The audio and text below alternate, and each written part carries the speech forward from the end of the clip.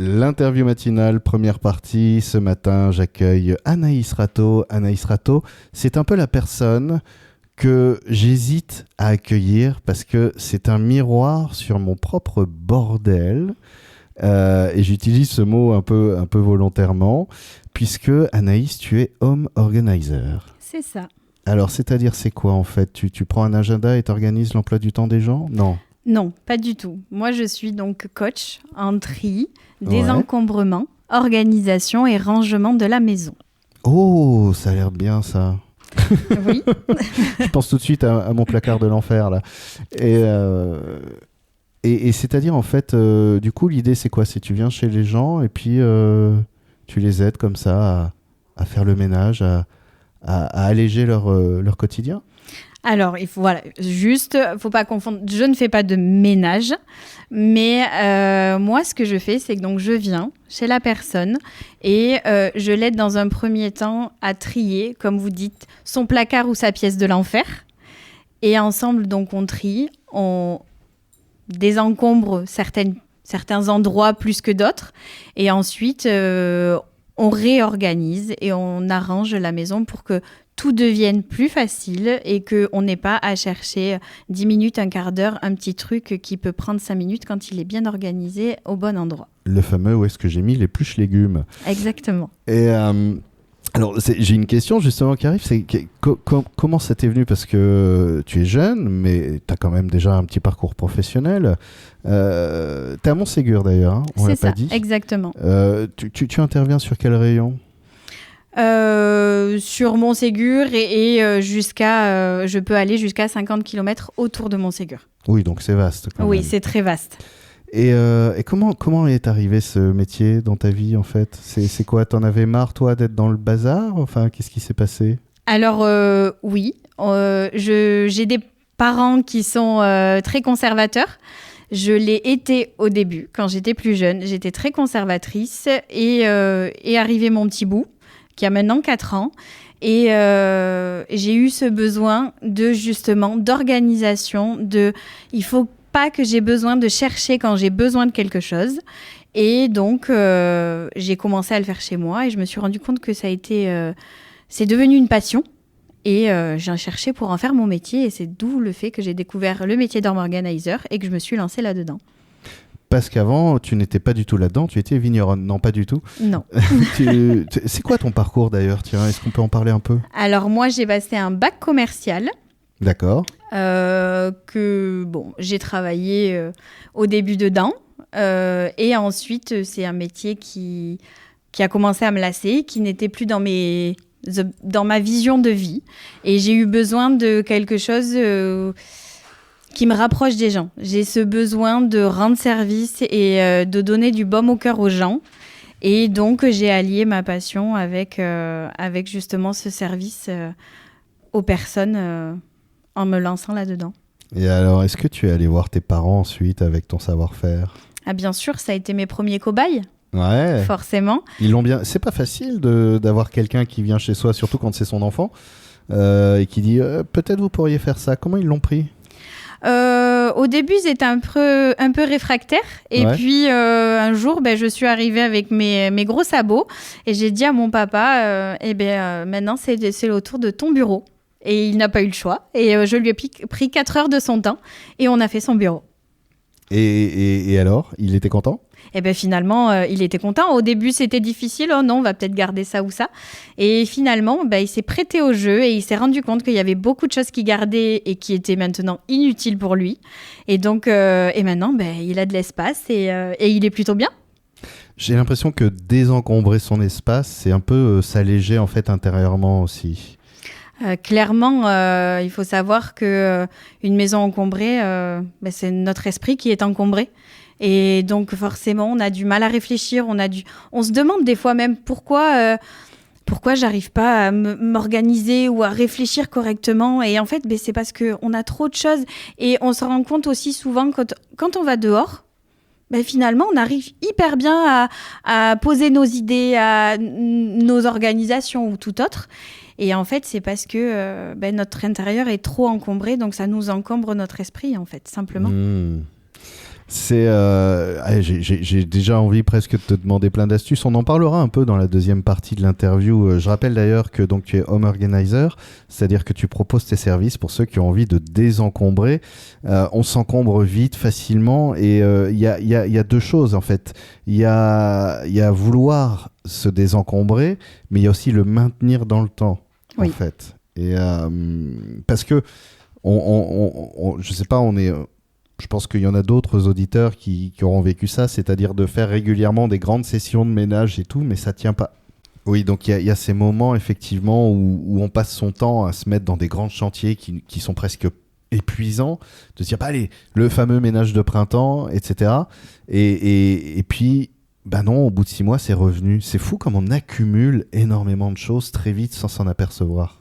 Et c'est ça, c'est surtout sans s'en apercevoir. C'est que on se dit, et puis on a la frénésie d'acheter les nouvelles choses, tous ces magasins qui proposent plein de choses pas chères en plus, et donc qui nous poussent à la consommation.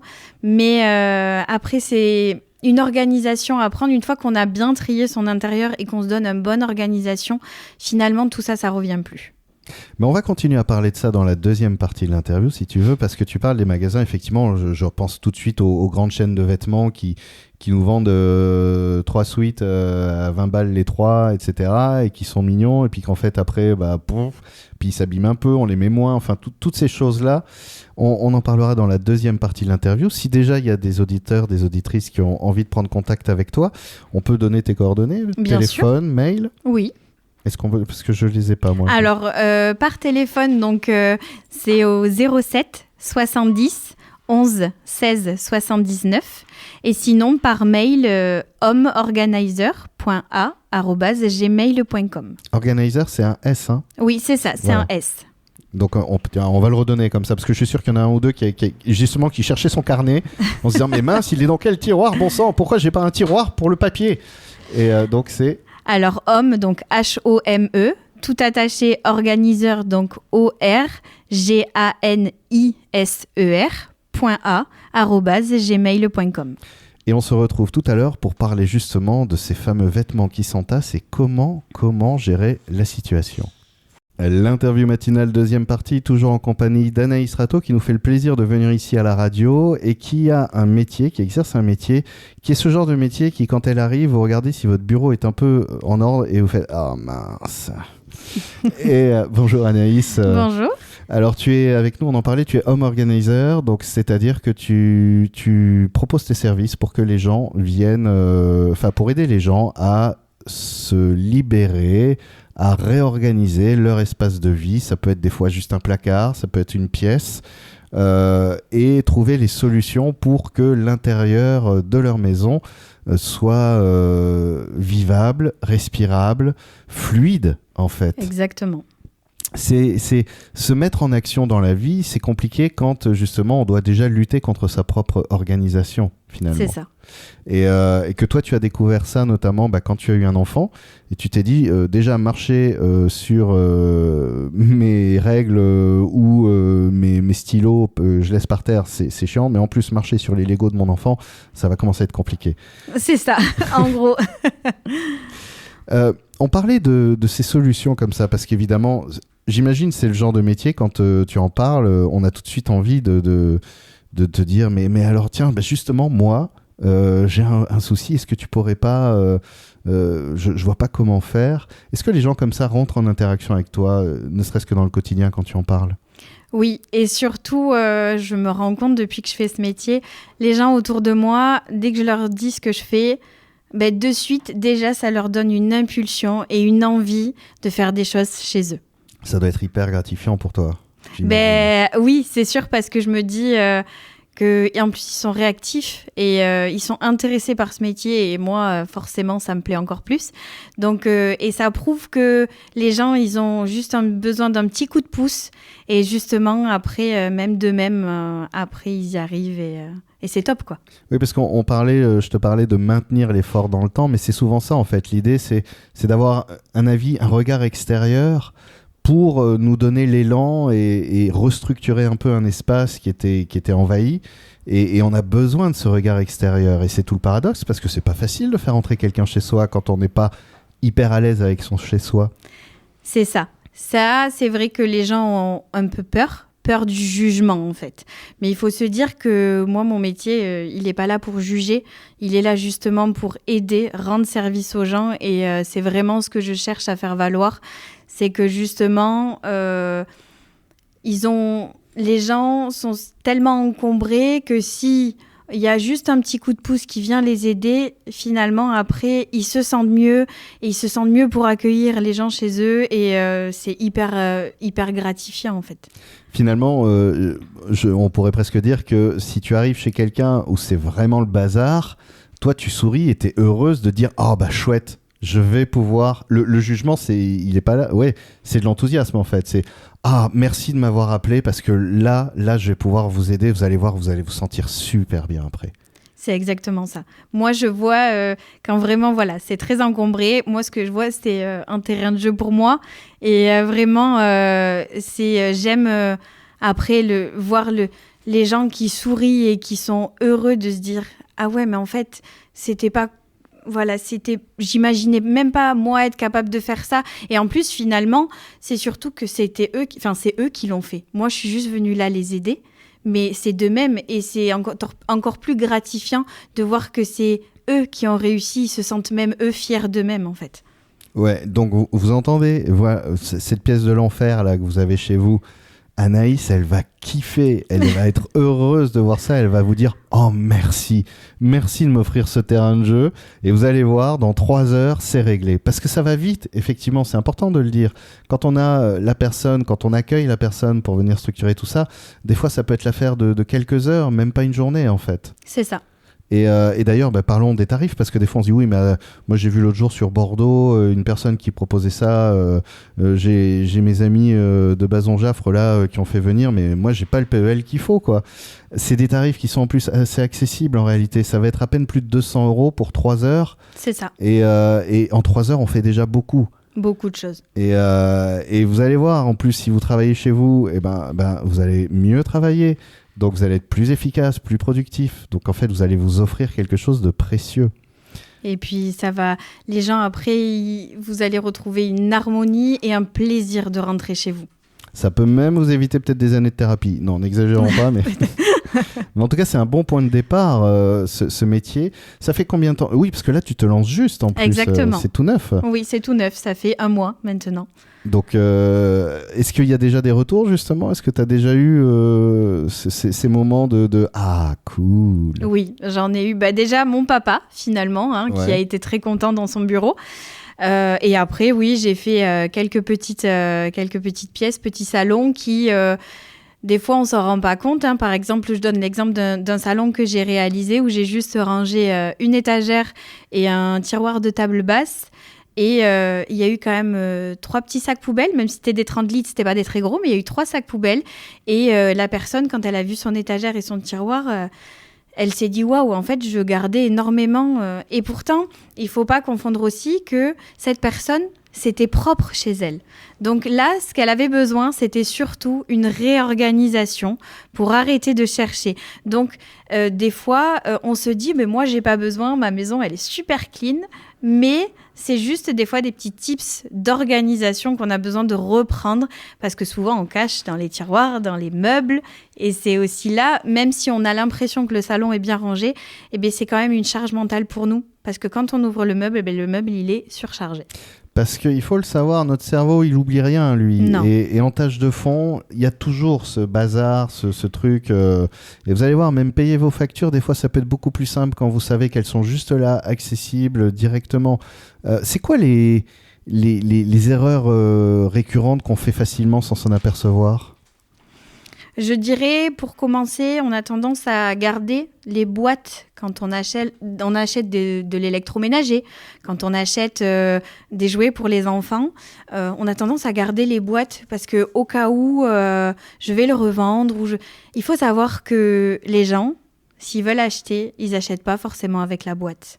Il n'y a pas forcément besoin de garder les boîtes d'origine. On peut retrouver facilement un carton ou même dans les grandes surfaces, les grandes surfaces nous donnent des cartons. On peut aller chercher un carton pour le jour où on veut vendre notre électroménager ou autre parce que surtout les cartons sont gros et ça prend de la place inutilement. C'est vrai, ça, j'avais pas. Mais effectivement, de garder ces boîtes-là comme si ça gardait la préciosité de l'objet, etc. Alors que c'est juste une boîte qui prend de la place et qui est pleine de vide. C'est finalement. ça, exactement. Et ah ouais, voilà. Et donc, voyez, là, vous avez votre poubelle de recyclage en plus. Vous avez juste à mettre le carton dans la poubelle de recyclage. C'est ça. Et après, c'est réglé. C'est et réglé. vous vous sentez moins encombré. Les poches de supermarché aussi. Ça, c'est une grande histoire. Ah là là. C'est une grande histoire, surtout que, en fait, ce qu'il faudrait prendre, c'est juste le pli une fois qu'on a fait nos courses, les poches, elles retournent dans la voiture pour arrêter cette surconsommation, justement, de racheter des boîtes parce qu'on les a oubliées dans le fameux tiroir à poche de course qui n'est jamais ouvert au bon moment, forcément. Anaïs, je parlerai beaucoup de ça encore très longtemps avec toi parce que là je vois mes boîtes et je vois mes sacs de supermarché. Je suis en train de me dire, mais ouais, ça m'encombre et ça me donne envie. Mais c'est magique, hein. C'est vrai. Le simple fait d'en parler là tous les deux, ça me donne déjà envie de retourner chez moi tout de suite et d'être dans cet élan. C'était magique, hein. Ça, c'est le métier qui est magique et qui, justement, est bon. Et c'est pour ça que je suis hyper contente de le faire découvrir par chez nous, parce qu'il n'en existe pas encore. Et donc, en plus, je te remercie de m'avoir invitée ici pour pouvoir en parler et le faire connaître aux autres. Et merci à Véronique, quand même, correspondante au Républicain, Oui. qui t'a fait venir et cette belle rencontre. Je rappelle que pour les gens qui veulent déjà faire une évaluation, juste ça, oui. En fait, c'est 1 heure, tu viens pendant une bonne heure, avec donc c'est un forfait à 50 € qui est intégré à partir du moment où il y a un devis. Après, évidemment, il est intégré dans le devis. Exactement. Mais ça permet déjà au moins d'avoir un premier élan. Et de vivre un peu cet enthousiasme qu'on vient de créer là tous les deux, juste dans notre échange. Oui. À la base, c'était pas le sujet, enfin si, mais voilà.